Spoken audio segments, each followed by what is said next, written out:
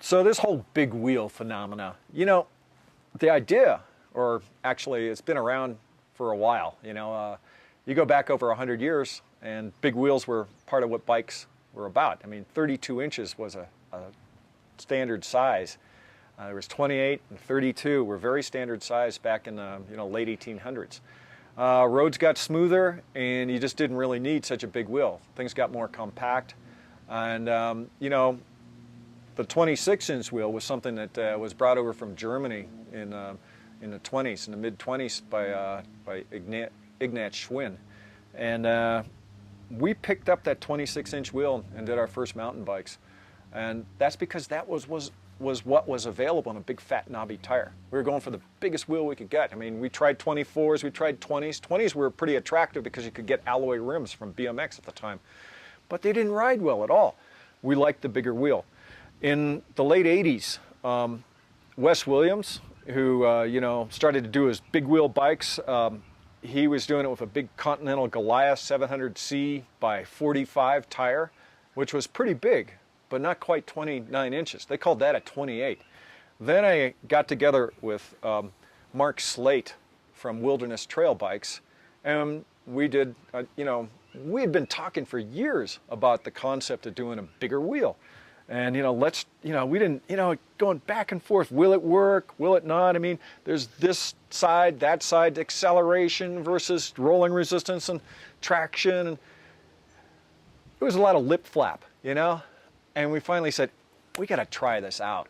And we did a tire, the Nanoraptor. It was the same tread that our race team was riding on. Wilderness Trail Bikes was our tire sponsor at the time. And we really wanted to, compare, A-B comparison of, is this thing going to ride faster?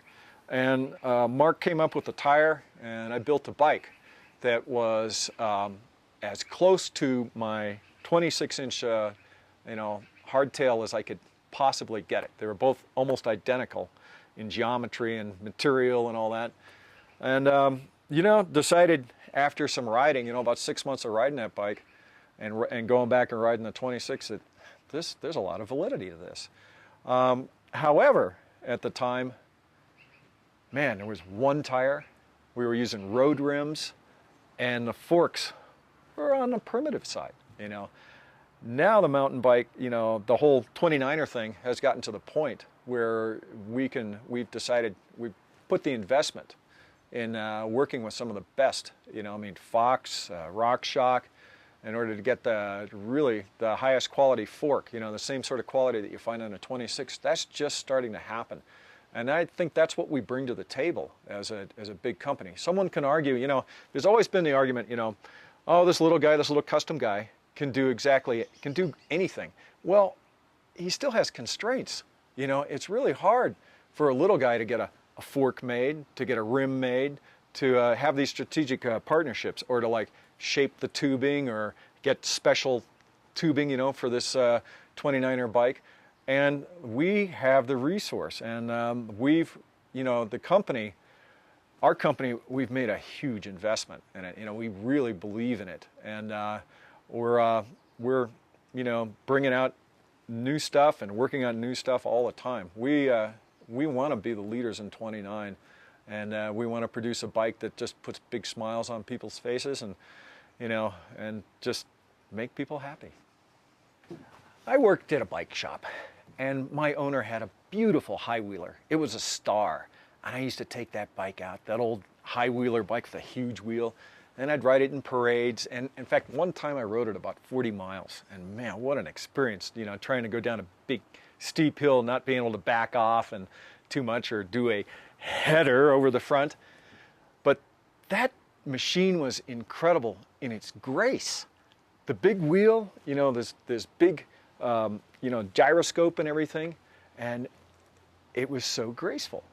And the bigger wheel, that's one of the things it really buys you, is that gracefulness. I think people really like the bike because they tend to not crash as much and go a little faster, and they tend to use the brakes less. They tend to have better traction climbing, and so they can be more sloppy and put more energy into the bike and still have that great traction. I mean, that's the only reason I can figure out like that they climb faster. And you know, the ultimate test is always you go out with your regular group of buddies and everything, and there's a pecking order that sort of, you know, forms and everything. And if you get a new bike and you move up in the pecking order, hey, that's a good bike. If you get a bike and you move down in the pecking order, I'm getting rid of this thing, you know, and I'm not going to say nice things about it either. Well, the 29er, guess what, man? It's winning out in that contest. It's moving people up in the pecking order, and they're going out and bragging about it, you know. So definitely the 29er is here to stay.